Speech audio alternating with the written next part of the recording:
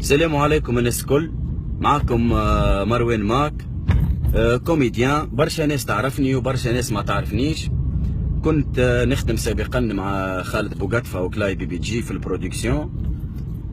حاسيلو خلاصة الموضوع، انا تو في الكرهبة متاع خالد مروحين بها للدار، على خاطر خالد في الجرجاني توا بايت لمدة نهارين. مانيش باش نحكي في تفاصيل الحكايه، ومانيش باش نحكي شكون ظالم وشكون اللي مظلوم، على خاطر الحكايه هذيك هنا خليناها عند القضاء. باش نحكي راب، فهمتني، بالنسبه لجمهور الراب والناس اللي تسمع راب، وبالنسبه للناس اللي تسمع في كلاي بي بي جي واللي تفهم راب وسامعه موزيكا، فهمتني. راهو عار بالنسبه للراب وبالنسبه للعباد اللي تحكي جونغستير كي تصير بيناتها مشاكل تمشي تشكي للحاكم، فهمتني. راهي عار، وانسان اللي يسب في الحاكم حياته الكل وحياته كل ضد الحاكم ما يمشيش يشكي للحاكم ويقول لهم على خاطر سب لي امي، فهمتني. على خاطر كلاي بي بي سي معناتها سب ام كافون وسب ام حمزاوي وسب امات الناس الكل، وتظهر لي طلعوا ارجل منه، معناتها ما مشيوش يشكيوا للحاكم، فهمتني. بالله الميساج هذا نحبوا يوصل بالكدا للجماعة اللي ماشي في بالها فما راب في تونس. بالنسبة لنهار اليوم خالد بوغاتفا في الجرجاني، معناتها الراب التونسي باي باي، خاطر رابيركم المفضل واكبر واحد هكا قوي برشا ويسب في الحاكم مشى يشكي بالحاكم ودخل اخوه للحبس، فهمتني. واكثر انسان يحكي على الفلوس واللي هو مع الزوالي وضد الفلوس، نهار اللي جات في يده الفلوس والسيد اللي جاب له الفلوس دخلوا للحبس، وقفوا في الحبس ومرمدوا، فهمتني. معناتها كجمهور الراب بالله وجماعة الكومنتاريات وتوا هذا الراب وكا العباد اللي باش تبدا تنقز وكل شيء، حبكم تفهموا اللي رابيركم المفضل طلع مهما باش تكون الحكايه ما نمشيوش نشكيو للحاكم، رانا نحن فضاء وحدنا ولاد حوم.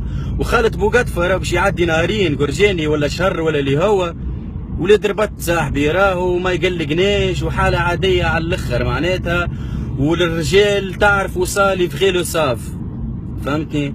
راهو معناها انت في بالك هكا عملت حاجه قويه برشا دخلت خالد الحبس، بالعكس هذايا صاحبي راك طلعت عفات على الاخر، وراي هذه نهايتك مش بدايه النهايه، هذه راي النهايه نتاعك صاحبي.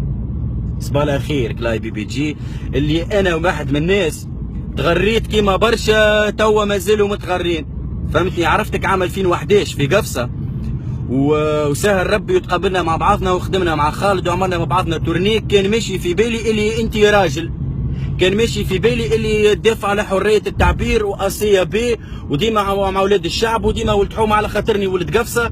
هذاك علاش وقفت معاك وهذاك علاش كنت موجود معاك، خاطر في بالي قضيه ندافعوا عليها مع بعضنا. لكن صاحبي طلعت بصاص ومشيت صبيت للحاكم صاحبي، واللي يسب للحاكم باي باي، ماناش هكا صاحبي، نحن جمله.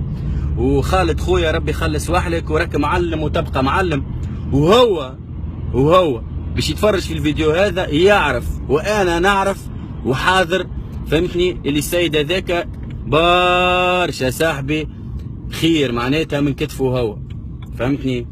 خاطرك جيت للاستوديو صاحبي ما عندك حتى فرنك، ونخلصوا عليك في الفريكاسي ونخلصوا عليك في حق التاكسي، فهمتني. نخلصوا عليك في حق التاكسي ونخلصوا عليك في الفريكاسي. تجي صاحبي التبديله نتاعك تصور بها 6 كليبات، فهمت يعني فيس تصور بها 6 كليبات. وقفنا معاك وكي وصلت صاحبي للعالميه وبديت باش تكبر كي الكلب عضيت اليد اللي تمدت لك.